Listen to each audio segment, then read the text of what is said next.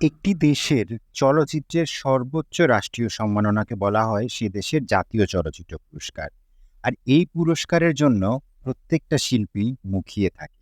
তাদের জীবনের অন্যতম আকাঙ্ক্ষিত বস্তু জাতীয় বাংলাদেশের চলচ্চিত্রে বিভিন্ন ক্ষেত্রে অবদানের জন্য জাতীয় পুরস্কার দেওয়ার প্রথা শুরু হয় ১৯৭৫ সালে। তবে অনেকেই জেনে অবাক হবেন যে একটি দেশের সর্বোচ্চ রাষ্ট্রীয় পুরস্কার পেয়েও বেশ কিছু শিল্পী এই পুরস্কার ফিরিয়ে দিয়েছে। আমাদের আজকের ফিল্মি ম্যানের আয়োজনে আমি আপনাদেরকে জানাবো তেমন সব শিল্পীদের কথা যারা এই দেশের রাষ্ট্রীয় সম্মান পাওয়ার পরও তা ফিরিয়ে দিয়েছিলেন।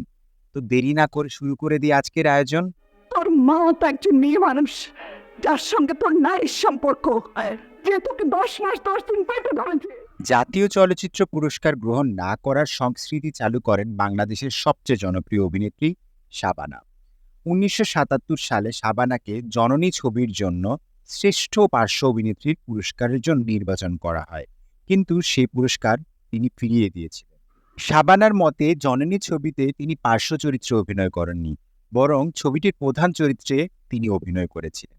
যে কারণে পার্শ্ব চরিত্রে ক্যাটেগরিতে তাকে যখন পুরস্কৃত করা হয় তিনি তা সবিনয়ে প্রত্যাখ্যান করেন।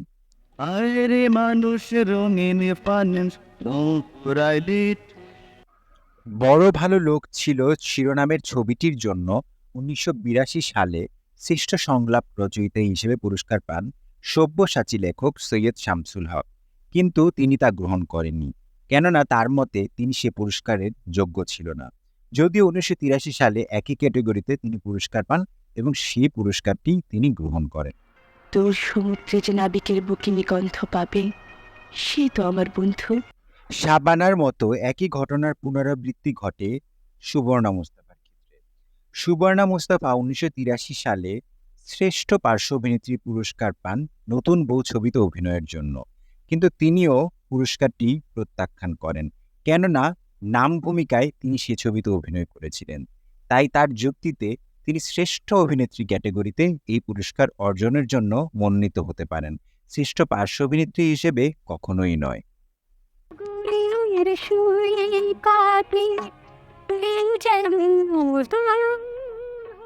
মেয়ে সুবর্ণা মুস্তাফার মতো বাবা গোলাম মুস্তাফাও জাতীয় চলচ্চিত্র পুরস্কার প্রত্যাখ্যান করেছিলেন।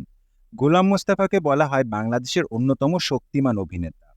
তিনি ১৯৯০ সালে ছুটির ফাঁদে ছবিটিতে অভিনয়ের জন্য শ্রেষ্ঠ অভিনেতা হিসেবে পার্শ্ব চরিত্রের সেরা অভিনেতার পুরস্কারটি পান, কিন্তু তিনি এই পুরস্কারটি প্রত্যাখ্যান করেন।